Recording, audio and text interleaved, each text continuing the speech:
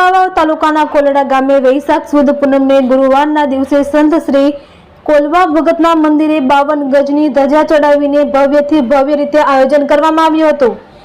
વૈશાખ સુદ પૂનમના દિવસે સંત શ્રી કોલવા ભગતના મંદિરે કનુભાઈ શામજીભાઈ સત્તાણી, નવા વાઘણિયા તેમજ આનંદભાઈ શંભુભાઈ દુધાત બળેવ પીપરિયા દ્વારા 52 ગજની ધજા ચડાવવામાં આવી હતી।